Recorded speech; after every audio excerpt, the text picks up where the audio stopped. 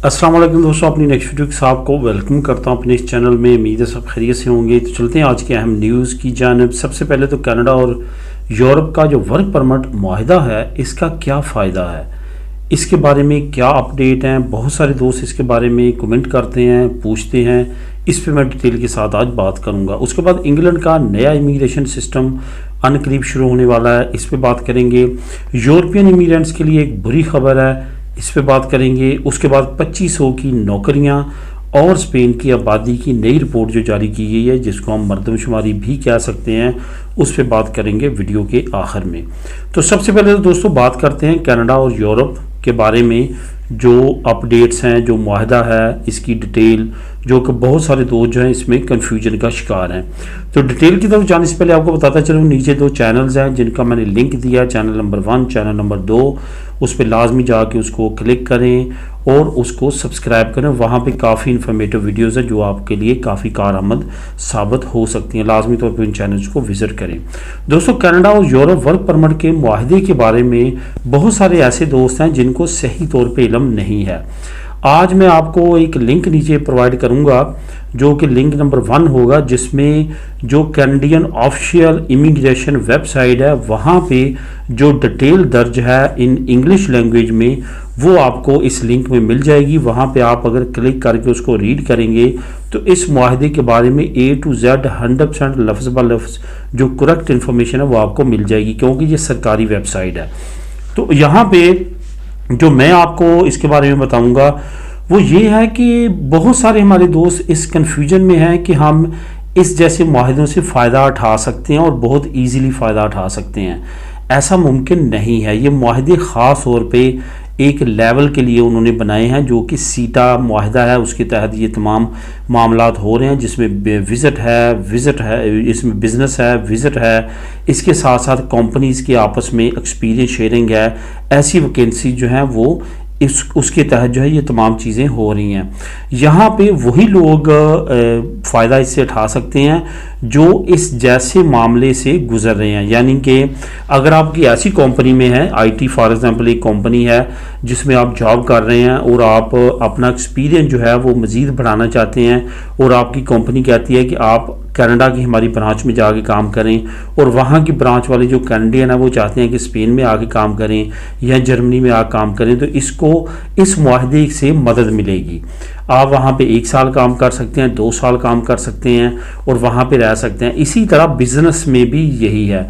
आपसे रिलेटेड जो बिज़नेस हैं वहाँ पे वो आपको अगर ऑफ़र करते हैं वहाँ पे एक्सपीरियंस शेयर करने की, या अपनी ब्रांच आप भी वहाँ पे ओपन कर सकते हैं, तो वो इस मुआहदे से आप फ़ायदा उठा सकेंगे। यहाँ पे एक और मैं आपको अच्छी चीज़ इस मुआहदे की ये बताता चलूँ। फॉर एग्जांपल आप किसी कंपनी के साथ वहाँ पे वर्क एक्सपीरियंस एक्सचेंज प्रोग्राम में गए, जो इसी के अंडर आता है। वहाँ पे जाके आपने अपना 2 साल का वर्क एक्सपीरियंस लिया। अब आप चाहते हैं कि आप वहीं पे सेटल हो जाएं और वहीं पे आप अपनी आगे जॉब स्टार्ट करें, तो फिर उससे आपको ये एक्सपीरियंस से ये फ़ायदा होगा। आप वहाँ पे कोई भी कंपनी ज्वाइन करके वहाँ का इमिग्रेशन जो सिस्टम है वो आपको सपोर्ट करेगा और वहाँ पे आप PR ले सकेंगे, उसकी एलिजिबिलिटी आपके पास आ जाएगी। तो इस तरह से आप इस मुआहदे से मज़ीद काफ़ी फ़ायदे उठा सकते हैं, जिसमें इन्वेस्टमेंट के पॉइंट ऑफ व्यू से भी जा सकते हैं। अगर आपका रनिंग बिजनेस है उस पॉइंट ऑफ व्यू से भी जा सकते हैं। अगर आप वहाँ पे अपनी कोई ऐसी फर्म ओपन करना चाहते हैं जिसमें सर्विसेज आप प्रोवाइड करते हैं, तब आप जा सकते हैं। अगर वर्क एक्सपीरियंस की गर्ज से जाना चाहते हैं एज ए एम्प्लॉय, तब आप जा सकते हैं। काफ़ी इसमें एक ब्रॉड जो है उन्होंने मुआहदे किए हैं। ये याद रखें कि कनाडा के 2 ही खित्तों के साथ इस तरह के मुआहदे हैं, एक यूरोपीय यूनियन के साथ और एक इंग्लैंड के साथ। तो इस मुआहदे से अगर आप फ़ायदा उठाना चाहते हैं तो लाजमी तौर पे इससे फ़ायदा उठाएं, और इसकी डिटेल तमाम जो है वो नीचे लिंक नंबर 1 आपको मिल जाएगी। अब दोस्तों बात करते हैं इंग्लैंड का जो नया इमिग्रेशन सिस्टम आने वाला है, अनकरीब शुरू होने जा रहा है। इसमें जो फाइनल इन्होंने डेट दी है वो 2025 की है, लेकिन 2024 के अंदर अंदर इन्होंने तमाम स्टेप वाइज जो हैं ये सिस्टम लॉन्च कर देनी है, और तमाम की तमाम चीज़ें जो हैं वो ऑनलाइन होने जा रही हैं। यानी कि तमाम चीज़ों को अब कन्वर्ट किया जा रहा है IT पे। यहाँ पे एक बात और आपको बताता चलूँ, अभी तक जो इंग्लैंड का यूरोपीय यूनियन के साथ तमाम मामलात हैं, जिसमें प्री सेटलमेंट स्टेटस है, EU सेटल स्टेटस है, ये तमाम चीज़ें ऑलरेडी ऑनलाइन हैं। यानी कि आपका तमाम डाटा जो है वो ऑनलाइन है। यही वजह थी कि आपने एक ऐप पे अपना अप्लाई करना होता था और वहाँ पे आपका तमाम चीज़ें होती थी। तो इसी तरह से आप दूसरा जो इमिग्रेशन सिस्टम है वो सेम इसी तरह यूके जो है वो चाहता है कि ऑनलाइन कर दिया जाए। बायोमेट्रिक्स वाला सिस्टम जो है वो भी ख़त्म होने के बाद नए सिस्टम में तब्दील कर दिया जाएगा और उसके बाद उस नए सिस्टम को जो है वो लॉन्च किया जाएगा और उसके मुताबिक तमाम इमिग्रेशन मामलात को लेके यूके की हुकूमत चलेगी। यहाँ पे एक और आपको इन्फॉर्मेशन ये भी देता चलूँ कि जो इलीगल इमिग्रेंट्स हैं और जो वहाँ पे लीगल नहीं है, अनडॉक्यूमेंटेड हैं, उनका आने वाले वक्त में इस सिस्टम के ज़रिए मज़ीद जीना अजीरन करेगी यूके की हुकूमत, क्योंकि तमाम चीज़ें जो हैं वो एक कोड के ज़रिए अब हर इमिग्रेंट्स के लिए लॉन्च की जाएंगी। एक स्पेशल कोड होगा हर इमिग्रेंट का और उस कोड के मुताबिक जो है वो तमाम चीज़ें आपकी यूके के अंदर इमिग्रेशन से रिलेटेड होंगी। बहरहाल जो नीचे लिंक मैं दे रहा हूँ आपको, लिंक नंबर 2, वहाँ पे बहुत डिटेल के साथ इस तमाम न्यूज़ को एक्सप्लेन किया गया है। वहाँ पे आप जाके क्लिक करके उसको तमाम इंफॉर्मेशन को खुद भी रीड कर सकते हैं। अब दोस्तों बात करते हैं यूरोपियन इमिग्रेंट्स के लिए एक बुरी खबर की। बुरी खबर इस तरह है कि आपको मालूम है कि यूके ने रवांडा के साथ मुआहदा किया। उसकी रूह से ऑस्ट्रिया का जो फॉरेन मिनिस्टर है यूके गया, उसने मुआहदा किया यूके के साथ कि हम भी इसी तरह करना चाहते हैं, इलीगल इमिग्रेंट्स को किसी और मुल्क में भेजना चाहते हैं। उससे अगले दिन ही इटली की जो प्राइम मिनिस्टर है उसने अल्बानिया के प्राइम मिनिस्टर के साथ प्रेस कॉन्फ्रेंस की और उसने कहा कि हम आपके मुल्क में सेंटर्स ओपन करना चाहते हैं जिसमें हज़ारों इमिग्रेंट्स को भेजेंगे और वहाँ पे उनकी तमाम केसेस की कार्रवाई होगी। अगर वो एलिजिबल हुए तो वापस इटली ले जाएंगे, वरना उनको वहाँ से डिपोर्ट कर दिया जाएगा। इस पे काफ़ी ज़्यादा जो थी वो ख़बरें आ रही थी कि ये जिस तरह से ऑस्ट्रिया के बारे में यूरोपीय कमीशन ने कहा था कि ऐसा मुमकिन नहीं है, अब इटली के बारे में भी कुछ इसी तरह की खबर आएगी। लेकिन अब एक और नई ब्रेकिंग न्यूज़ सामने आई है, वो ये आई है कि जर्मनी ने भी इस जैसे कानून को लाने के लिए हामी भरी है और इसके बारे में बात की है। जो जर्मनी के चांसलर हैं उन्होंने कहा है कि ये एक मसले का हल नज़र आता है कि इमिग्रेंट्स को थर्ड कंट्री में भेजा जाए, वहाँ पे उनके केसेस की सुनवाई की जाए, अगर वो एक्सेप्ट हों तो वो बुला लिया जाए, वरना वहीं से उनको रिपोर्ट कर दिया जाए।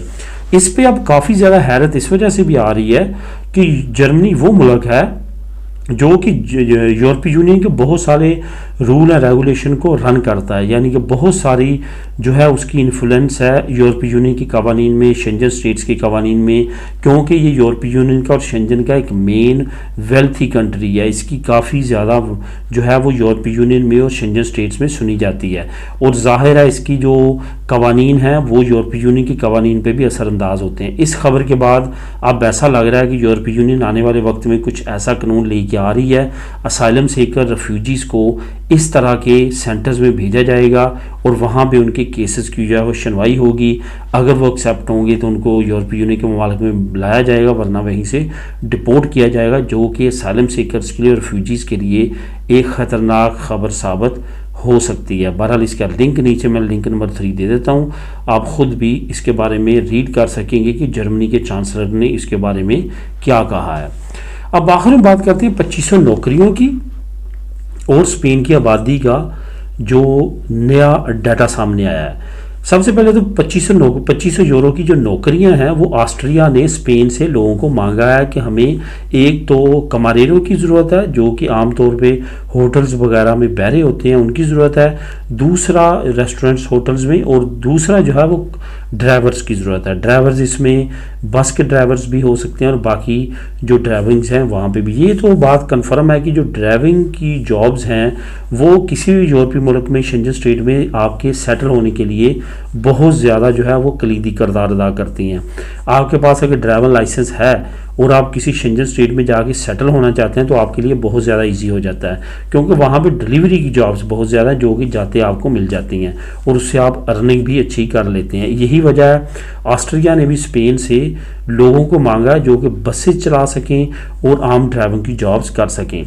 तो अब देखते हैं स्पेन इसके बारे में क्या लोगों को प्रोवाइड करता है उनको लोग, यहाँ के ये उस तरह से जिस तरह जर्मनी ने ड्राइवर्स मांगे थे लेकिन स्पेन से उस तादाद में नहीं गए जिस तादाद में जर्मनी ने मांगे थे, या ऑस्ट्रिया में भी सेम वही स्टोरी दोहराई जाती है। बहरहाल ये कोशिश करें कि जैसे आप स्पेन में लीगल होते हैं या किसी भी यूरोपीय मुल्क में, तो ड्राइवर लाइसेंस को पहली प्रायोरिटी दें कि वो लाजमी तौर पे आप हासिल करें। उसके बाद स्पेन आबादी की एक नई रिपोर्ट शाया की गई है जिसमें गैर मुल्कियों को थैंक्स कहा गया है।